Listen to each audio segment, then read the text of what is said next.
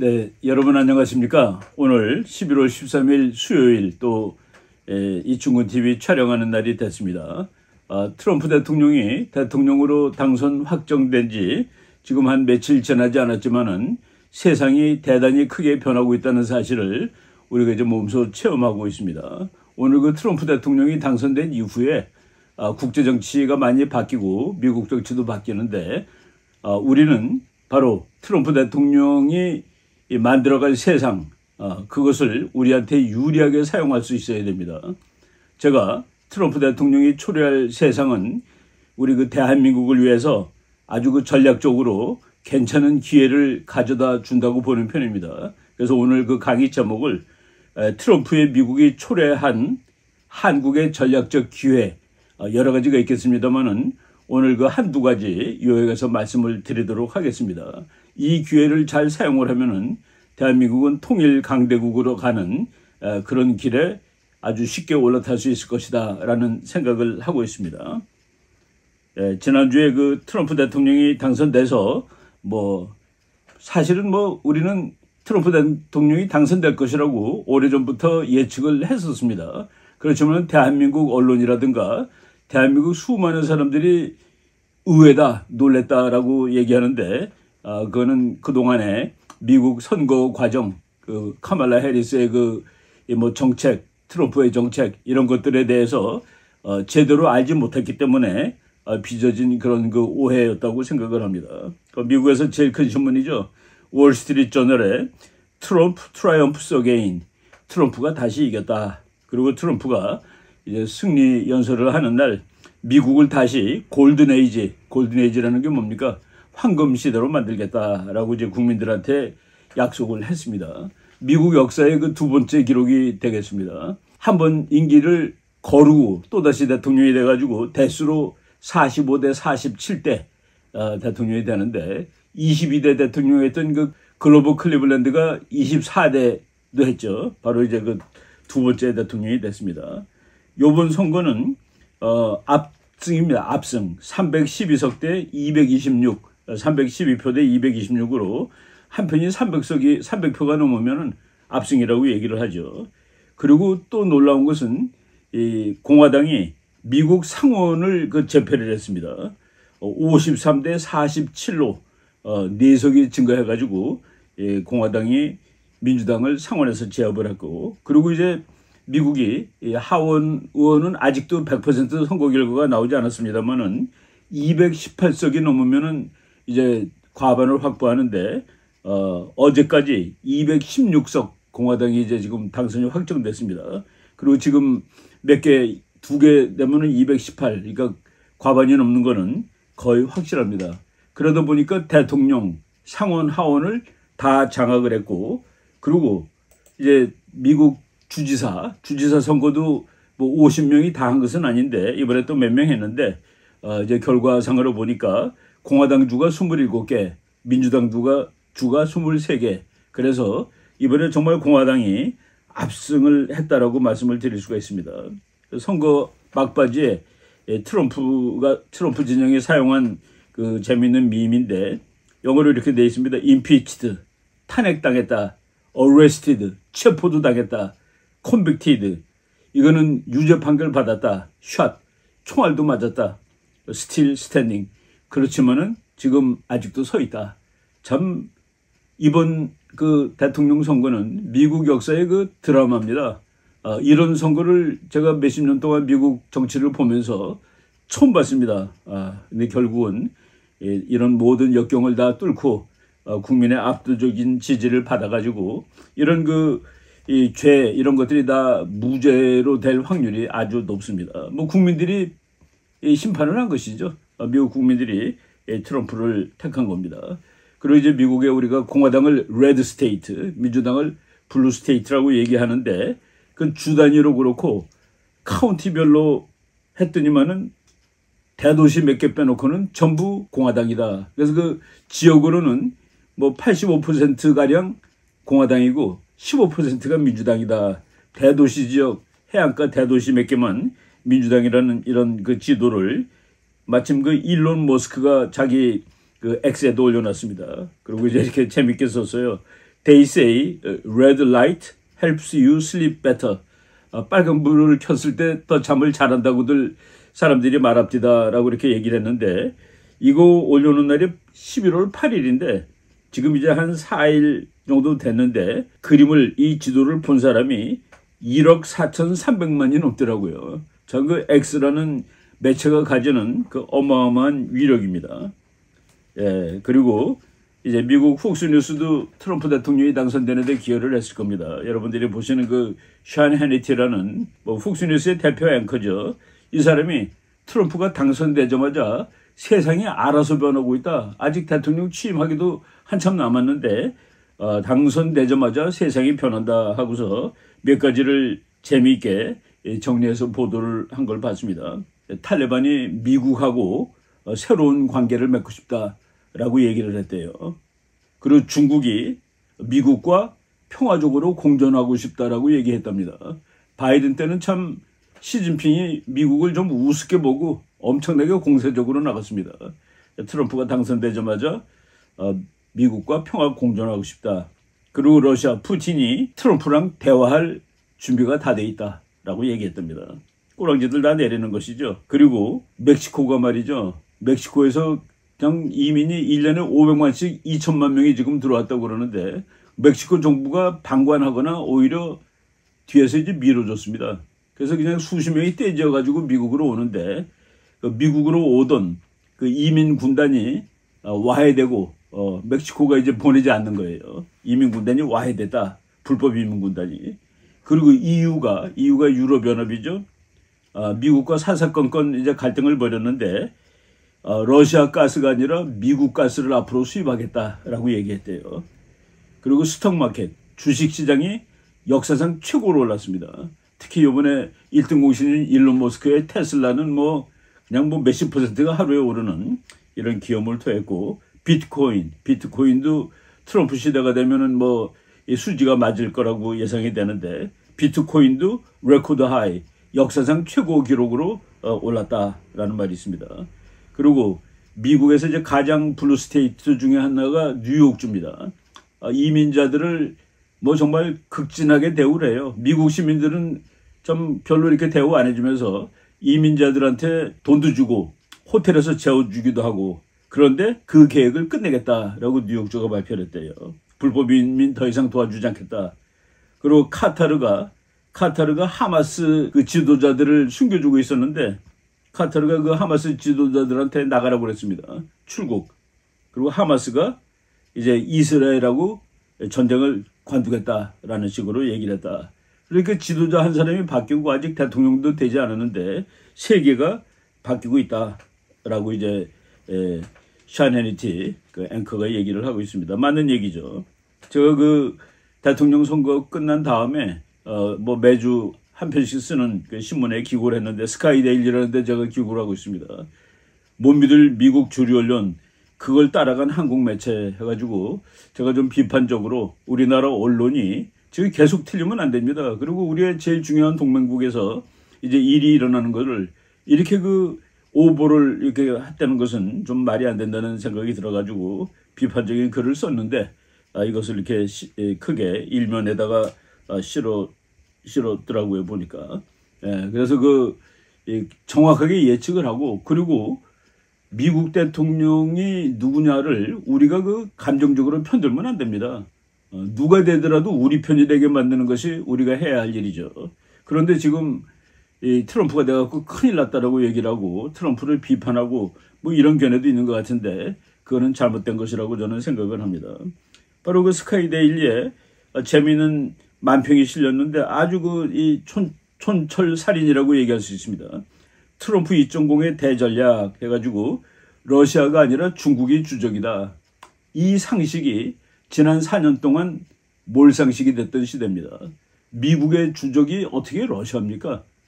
중국이지. 제가 그래서 그냥 아주 쉬운 이 다이어그램을 하나 만들었습니다.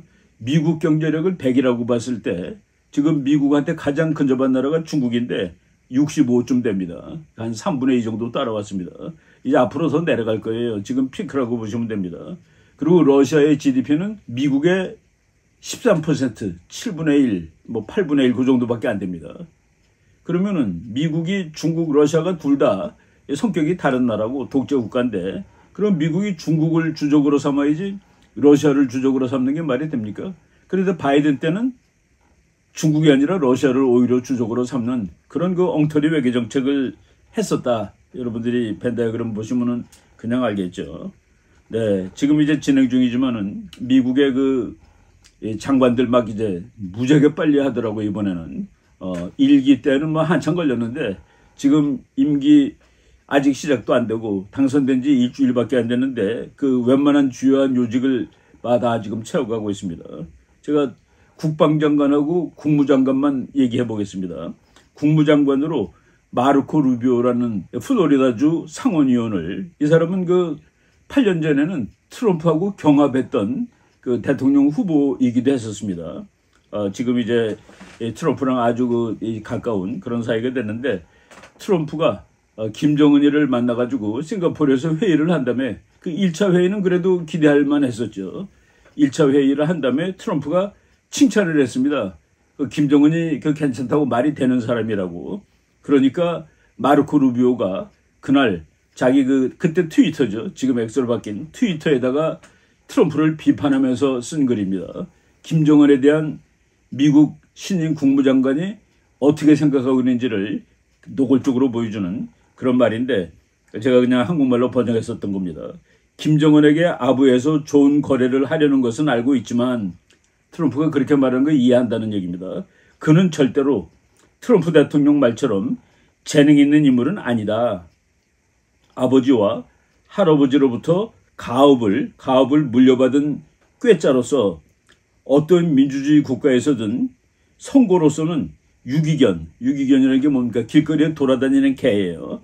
선거로서는 유기견 잡는 보조직에도 선출되지 못할 인물이다. 아주 허접한 인간이다라는 아주 그냥 뭐 노골적으로 비난했습니다. 이 사람이 미국의 국무장관이 되었다. 북한 이제 조심해라라고 말씀드릴 수가 있을 것 같습니다.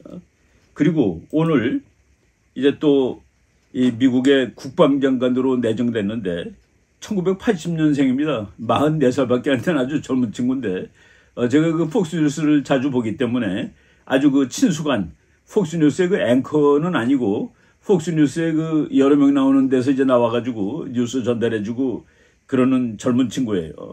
내가 그 친구 책을 한두 권 읽어봤습니다. 옛날에 그 아메리칸 크루세이드, 미국이 십자군 같은 그런 역할을 하는 나라죠. 미국군에 대해서 상당히 우호적으로 미국의 자유를 지키기 위해서 이렇게 그 외국 가서 전쟁하고 하는 이거 군대를 상당히 칭송한 그런 글입니다. 그리고 최근에는 미국의 사상이 정신이 많이 혼탁해졌는데 그걸 아주 비난한 책이 있습니다. Battle for the American Mind. 지금 미국의 마음이 왜 이렇게 됐느냐는 그런 얘기예요. 우리 애들을 구해야 된다. 그 꼬마가 난 여자 되고 싶고 난 남자 되고 싶다고 그러면은 부모가 못 말려요. 이런 식으로 나라가 망가지는 거가 되느냐 하는. 그래서 이 사람이 미국의 그 국방장관이 되면은 미국 군대가 엄청나게 강해질 겁니다. 지금 이제 앞으로 제가 또 그 미국 관리들이 이제 다 결정이 되는 대로 그 사람들이 보는 세계관, 그 사람들의 그 입장 이런 것들을 자세히 말씀드리겠지만은 지금 현재 이제 쭉 트럼프가 선발하는 사람들을 한마디로 그들의 특징이 뭐냐라고 말하라고 한다면은 그들은 정말로 애국자들입니다. 정말로 애국자들이다. 이런 미국의 패트리어트가 있어가지고 미국이란 나라가 그래도 흔들리지 않고 가고 있다. 그 피트 헤그세스라는 이 젊은 사람 그리고 마르코 루비오 이 사람은 쿠바에서 이민 온 사람이죠. 그렇지만 정말 미국을 사랑하고 미국이라는 나라의 그 본질 이것을 이제 지켜야 되겠다고 하는 그래서 애국심으로 똘똘 뭉친 사람들이 지금 트럼프의 장관이 되고 있다라고 말씀을 드리겠습니다. 이제 소론이 좀 길었는데 우리나라 사람들이 트럼프하고 김정은이 친하다라고 오해하고 있습니다. 푸틴하고 트럼프하고 친하다. 그것도 오해입니다. 그런데 그거는 그래도 설명할 수 있는 부분이 있어요. 트럼프는 말이죠. 아주 현실적인 국제정치학을 이해하고 있는 사람입니다. 중국하고 러시아가 둘 다 적대국이에요. 그때는 힘이 더 센 나라를 적대국으로 치고 힘이 덜 센 나라를 자기 편으로 끌어들이는 것이 국제정치의 기본 원칙입니다. 한때 이제 왜 푸틴하고 잘 지내느냐고 미국 사람들이 트럼프 일기 때 비난을 하니까 트럼프 대통령이 그러면은 푸틴이라는 이 못된 놈하고 그리고 시진핑하고 둘이 잘 지내도록 놔두란 말이냐라고 얘기를 한 적이 있었습니다. 지금 시진핑의 중국을 제압하기 위해서 미국은 푸틴하고 잘 지내는 것은 뭐 당연한 정책이죠. 예, 트럼프가 어떤 세계를 가져올 것인가 뭐 복잡하지만은 우리랑 관련된 것만 한두 개 말씀을 드려보겠습니다. 트럼프의 대외 전략의 제일 목표, 트럼프의 2기에 뭐 1기 때도 마찬가지지만은 제일 목표가 뭐냐? 예, 아시아를 중심으로 놓고 중국의 패권 도전을 막는 것, 미국이 패권국으로 남아 있는 것, 그러기 위해서는 중국을 막아야 된다. 중국의 도전을 꺾어야 된다. 이것이 답니다. 트럼프 2기의 정책은 미국을 위대하게, 미국을 강하게, 그러기 위해서 중국을 제압하는 것. 이것이 트럼프 외교 정책의 뭐 거의 전부라고 얘기를 해도 됩니다. 그러기 위해서 중국한테 페어 트레이드를 하자고 그러고, 근데 중국이 올바른 무역을 하는 나라가 아니죠. 그러니까 거기다 관세를 갖다 부과하고 무역 전쟁을 합니다. 어떤 사람들이 그래요. 트럼프가 되면 우리도 관세가 많아지지 않겠냐고. 많아지겠죠, 당연히. 그런데 우리는 10% 늘 겁니다. 그런데 중국은 60%가 는다. 그러면 세계 시장에서, 미국 시장에서 우리 물건이 중국을 압도할 수 있는 상황을 트럼프가 저절로 만들어주는 거라고 생각을 해야 되는 겁니다. 그래서 트럼프의 대주국 정책은 한국의 경제 발전에 국제적인 조건이 될 수 있다.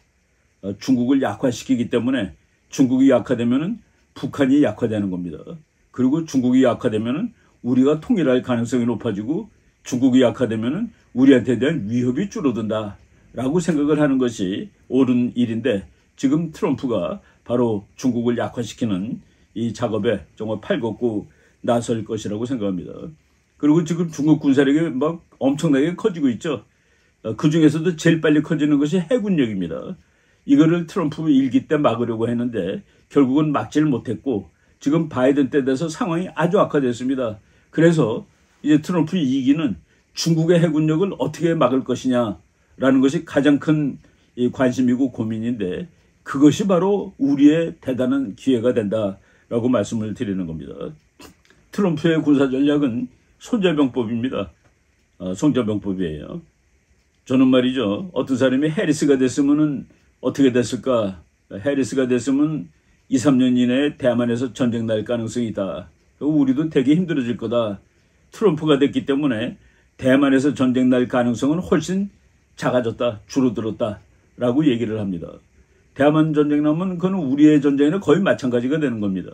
우리나라 사람들은 대만은 뭐 멀리 있는 거로 착각하고 있는데 바로 카말라 해리스하고 트럼프는 우리 주변 국제 정치에 정말 심각한 다른 결과를 초래할 수 있는 그런 인물이었다라는 것을 말씀을 드리겠습니다. 트럼프가 계속 약속한 그거 있죠. 자기는 이제 대통령에 취임하는 그날 사인을 할 텐데 그 중에 하나가 이제 불법 이민자들 쫓아내는 거. 그리고 다음번이 드릴, 베이비 드릴. 뭡니까? 지금 미국은 석유가 엄청나게 많은 나라입니다. 그런데 그것이 공해라고 이제 바이든 카말라 행정부가 못하게 했어요. 그래서 석유값이 그냥 엄청 올랐었죠. 여러분 다 기억하실 겁니다. 이제 트럼프가 대통령 되면은 석유값이 대폭 내려갑니다. 우리나라는 석유가 한 방울도 안 나는 나라예요. 얼마나 내려가는지 제가 한번 계산해 봤는데 그거 나중에 말씀드리도록 하겠습니다. 트럼프 때문에 우리가 이제 제일 우리나라 보수들도 야, 저 사람이 방위비를 올리는 거 아니야? 그거는 첫째 원천적으로 말이 잘못됐다고 말씀을 드리겠습니다. 방위비가 아니라 주한미군 주둔 비용 분담금을 올려달라고 얘기를 한 것이죠. 지금 현재 미국 국방부 분석에 의하면은 한국이 주한미군 28,500명이 우리나라에 와 있는데 와 있기 때문에 발생하는 비용의 한 3분의 1 정도 내는 거로 미국 사람들이 보고 있습니다. 그러니까 트럼프가 뭐 10배 올려달란다는 건 말이 안 돼요. 우리가 주한미군 부담금을 다 내면은 3배 더 내면 되는 겁니다. 3배. 뭐 또 계산에 따라서 22%라는 말도 있으니까 그거 다 내더라도 지금 내는 거에 4배 더 내면 다 내는 거가 된다. 근데 미국이 다 달라고 그러지 않았습니다. 에스퍼 장관, 트럼프 때 마크 에스퍼라는 사람이 미국 국방장관이었는데 그 사람이 우리나라랑 이제 주둔비 분담금 협상을 한 사람인데 그 사람은 절반쯤 내면 되지 않겠느냐. 우리나라가 한 10억 달러 정도 내고 있습니다. 절반을 내려 그러면 한 17억 불, 18억 불 정도 내면 딱 절반이 될 것 같아요. 바로 이런 문제는 우리가 협상을 하는 겁니다. 협상을 하는 건데 미국이 여기 지금 여러분 에스퍼 장관 얘기 나오죠.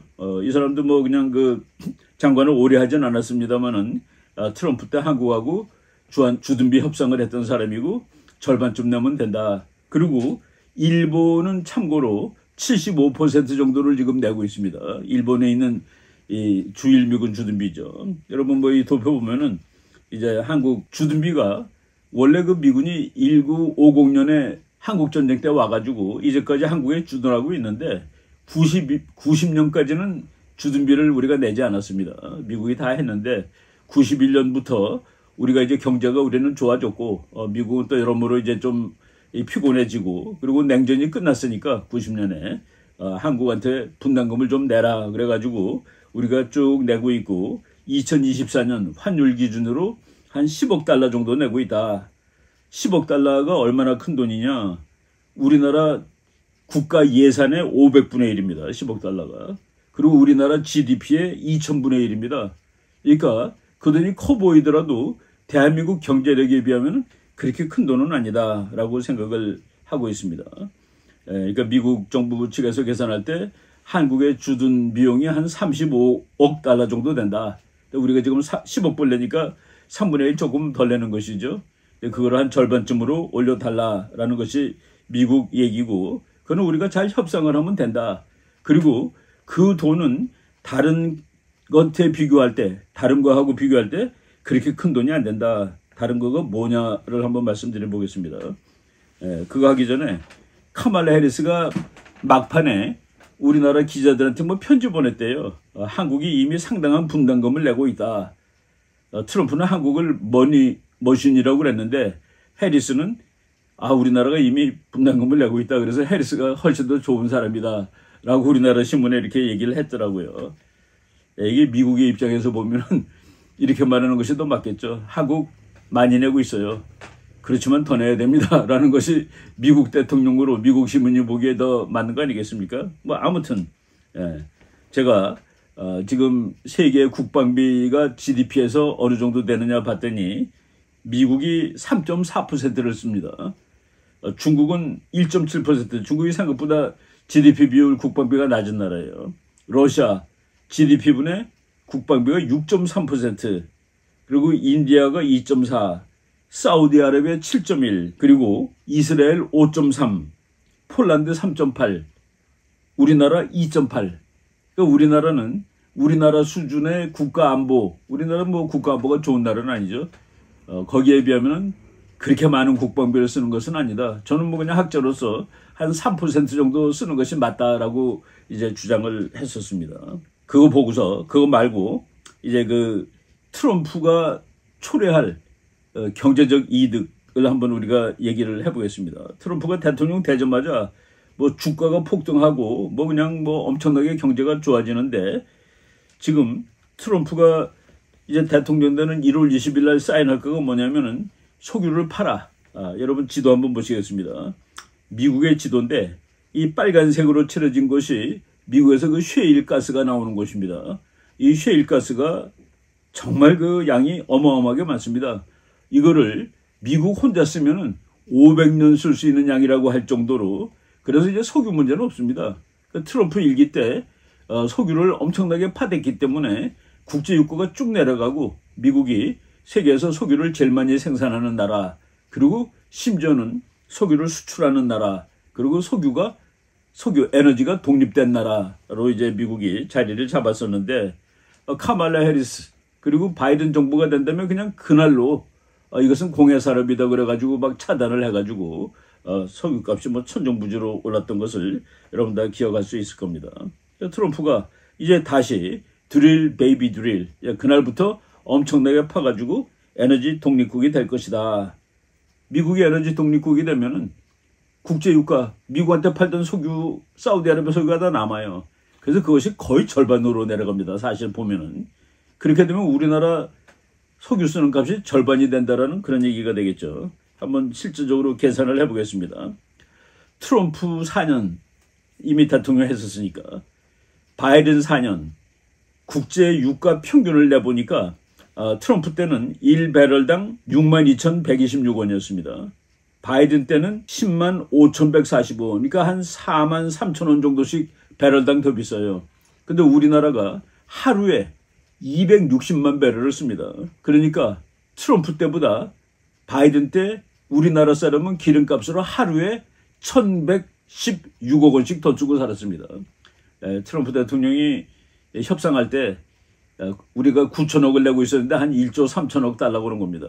그러니까 4천억 정도 더 내라고 그런 것인데 그 4천억은 우리가 바이든 때 석유값이 올라서 더 내는 4일치밖에 안 된다는 그 얘기입니다. 이런 거를 다 고려를 해야지 트럼프가 요구하는 돈이 많으냐, 바이든은 우리한테 잘했느냐 이런 거를 알게 되는 것이죠.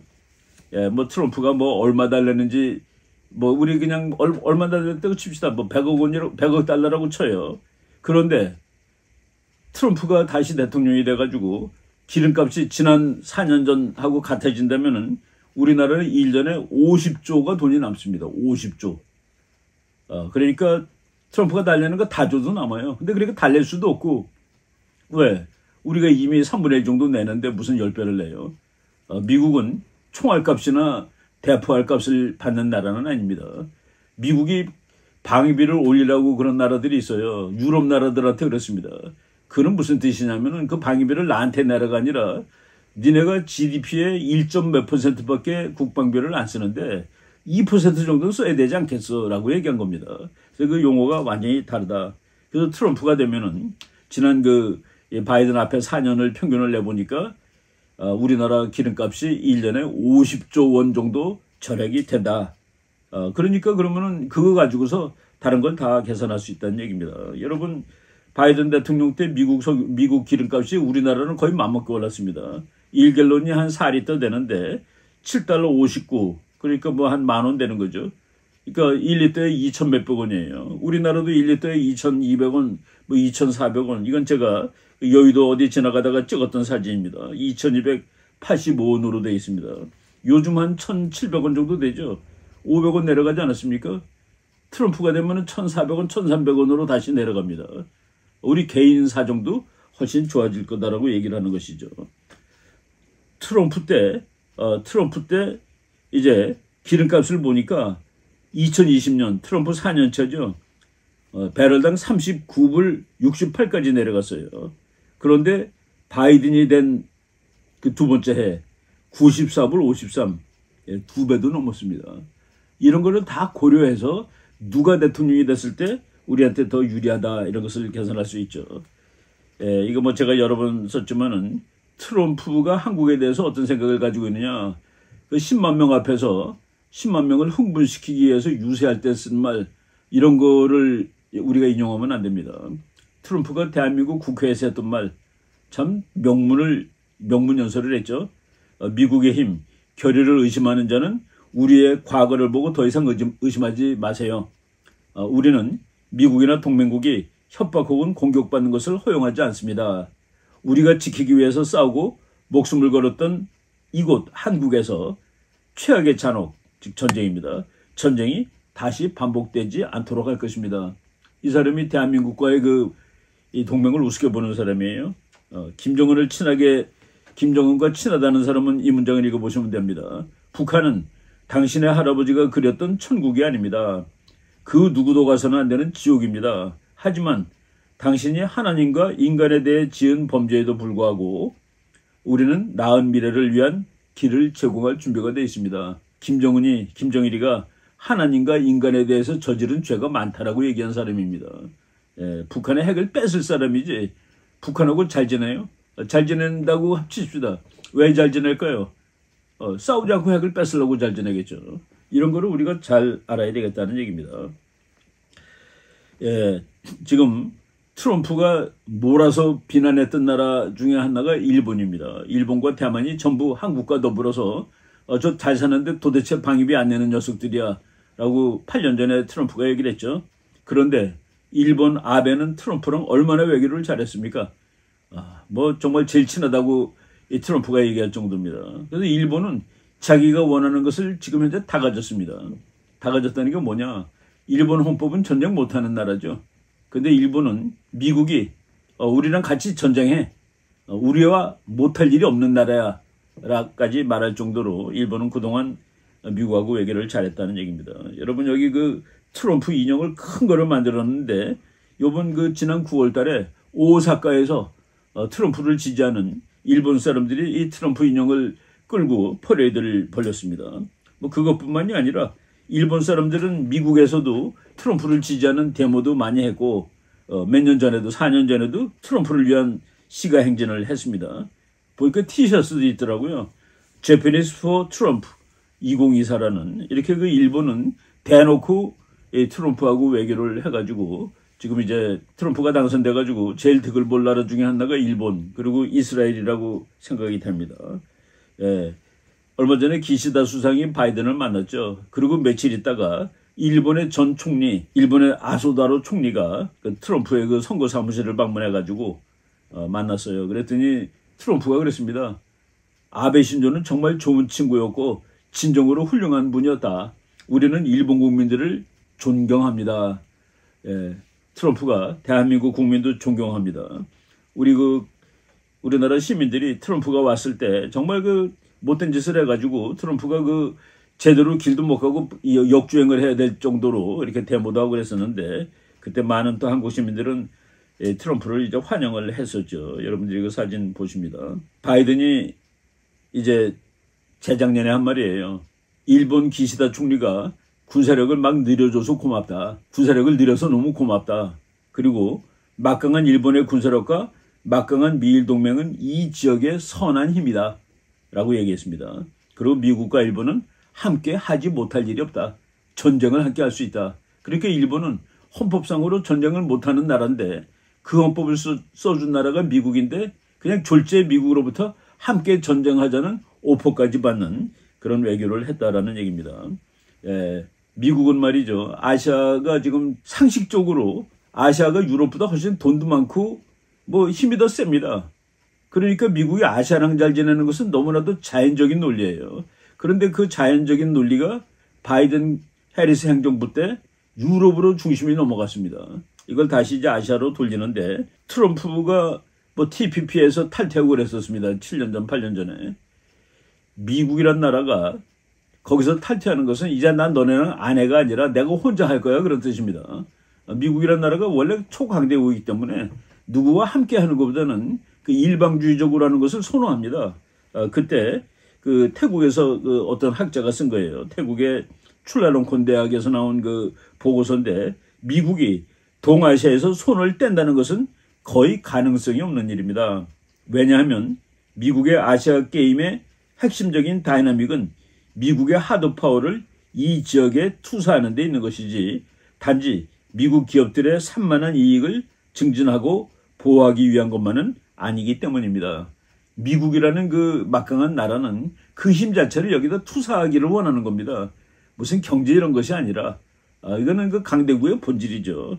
트럼프가 대통령이 되면은 그 힘을 여기다 투사를 하려는데 지금 거기서 제일 반대되는 세력이 중국이죠.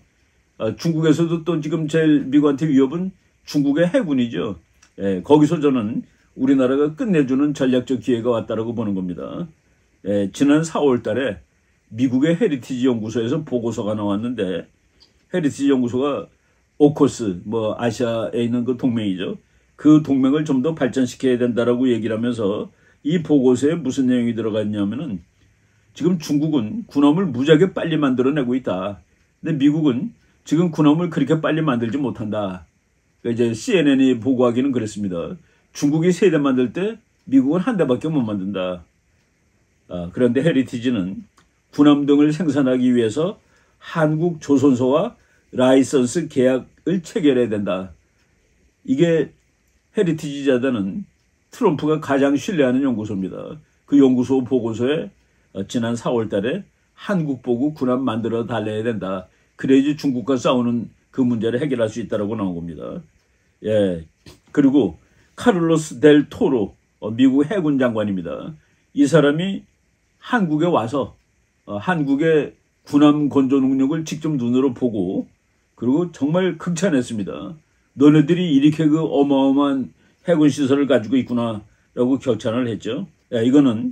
요건 작년 얘기인데 작년 여름에 작년 6월 달에 CNN에서 재미있는 기사가 나왔습니다. 이 군함들이 세계에서 제일 좋은 군함입니다.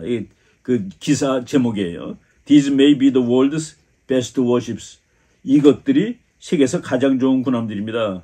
And they are not American. 그런데 그 배들은 미제가 아닙니다. 라고 이렇게 나왔어요. 여기서 바로 중국은 세 척을 만드는데 미국은 그 시간에 한 척밖에 못 만든다. 물론 미국 것이 퀄리티가 좋아요. 그런데 퀄리티가 좋아도 그 양적인 격차가 너무 벌어지면 이게 싸움이 안 되는 겁니다. 그래서 이 문제를 해결해야 되는데 바로 그 CNN에 군함 한 척이 나오고 세계에서 제일 좋은 군함이라고 사진 찍어놓은 겁니다. 여러분들이 보실 텐데 이 배가 바로 세종대왕함입니다. 세종대왕함을 찍어놓고 세계에서 제일 좋은 군함이다. 그리고서 지금 미국이 지금 중국과의 문제를 해결하는 방법, 한국이나 일본이 세계적으로 좋은 군함을 만든다. 이 사람들의 해석은 중국은 미국보다 군함을 3배 빨리 만들어요. 그러니까 중국이 3배 빨리 만든다 이겁니다. 양쪽으로.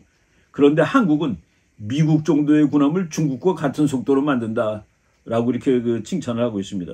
그래서 그 CNN이 한국, 일본으로부터 군함을 수입한다던가 혹은 미국이 디자인한 군함을 건조케 하는 것은 중국과의 격차를 줄이는 가장 효과적인 방법이다. 이제 트럼프가 되면은 미국 해군을 대폭 늘릴 겁니다. 트럼프 대통령이 대통령 당선되고 일주일 동안에 세계 7개국 정상과 전화를 했는데 그 중에 하나가 한국 대통령하고 전화를 한 겁니다. 그러고서 미국이 요구한 것이 중국 해군 급부상하고 있는 상황에서 한국이 미국의 그 해양 전략에 좀 도움을 줘야 되겠다. 지금 해군력의 보탬을 해달라 이런 뜻입니다. 군함 만들어달라는 얘기죠. 트럼프 당선인이 윤 대통령과의 첫 통화에서 미국 조선업 재건에 한국의 도움이 필요하다고 밝혔다. 이 찬스를 우리가 안 잡으면 되겠습니까? 제가 이제 그 자료를 쭉 봤어요. 트럼프 시절에 미국 군함의 숫자가 트럼프가 되자마자 275에서 296척까지 21척이 늘었습니다. 트럼프가 4년 동안 늘린 거예요. 그런데 바이든 행정부가 돼갖고 늘지 않고 줄어요. 그래서 바이든은 296척이던 군함을 5쪽 줄여가지고 291로 만들었습니다. 그 사이에 중국은 계속 늘은 것이죠. 중국 군함이 계속 늘어가지고 지금식으로 늘어나면은 2030년에 되면은 중국은 미국보다 131척이나 더 많은 군함을 가지게 됩니다. 그럼 태평양 뺏기는 거예요. 이런 것을 트럼프가 가만 놔두겠느냐? 가만 놔두지 않죠. 트럼프는 일기 때 내가 그 대통령으로 있는 동안에 미국 군함을 350척으로 늘리겠다. 못하고 대통령 관두고 나가서 4년 있다가 지금 다시 된 겁니다. 350척. 아마도 트럼프가 대통령 되면은 적어도 350척 이상입니다. 이거는 제가 몇 년 전에 썼던 미국의 그 트럼프 대통령의 해군력 증강에 관련된 논문에서 제가 인용하는 건데 트럼프의 미국 군사력 강화 계획 중 가장 눈에 띄는 부분은 해군력이라고 말할 수 있다. 트럼프는 유세 기간 중에 오바마의 국방계획을 혹독하게 비판하며 앞으로 미국 해군력을 350척의 주요 함정을 보유한 군사력으로 증강시키겠다고 약속했다. 아마 이제는 400척이라고 할 수도 있어요. 그 400척이면은 우리가 얼마나 많은 그 도움을 미국한테 줄 수 있고 그리고 공짜로 만들어주는 거 아니죠. 우리가 다 돈 받고 만들어주는 겁니다. 바로 이런 이 상황을 우리가 잘 활용하자. 지금 북한 위험합니다. 미국 지금 국무장관 된 사람 김정은이가 민주국가에서 살았으면은 길거리에 돌아다니는 개를 잡는 사람의 보조원도 당선되지 못할 사람이다라고 참 비난을 했죠. 그리고 지금 새로 된 국방장관 그 젊은 사람 이 사람은 미국 군사력을 정말 막강하게 트럼프는 그렇습니다. 전쟁은 안 하는 것이 최고다. 그러기 위해서는 군사력이 어마어마하게 막강해야 된다. 그래야지 군사력 쓸 일이 없어진다라는 이런 그 관점을 가지고 있는 사람인데 이 사람이 이제 대통령이 됐습니다. 그러면 중국이 약화되고 북한이 약화되고 이건 우리의 통일 기회가 되는 것이죠. 그리고 미국의 석유 생산 때문에 석유값이 내려가면은 뭐 대략해서라도 1년에 50조가 남는데 그 50조가 방위비 이런 거 다 쳐도 뭐 다 상세가 되고도 남는 것입니다. 그래서 우리가 지금 이렇게 이 세상이 바뀔 때 그것이 우리한테 어떻게 득이 되는지 이런 것을 잘 계산을 하고 그 기회를 딱 잡는 것, 이것이 우리가 해야 될 일이다라고 생각을 합니다. 앞으로 이제 뭐 계속 변화가 있을 겁니다. 여러 가지 내용들이 많을 텐데 이런 것들을 앞으로 정리해서 말씀드리기로 하고, 오늘은 일단 요 두 가지 정도 말씀을 드리는 거로 하겠습니다. 여러분 감사합니다.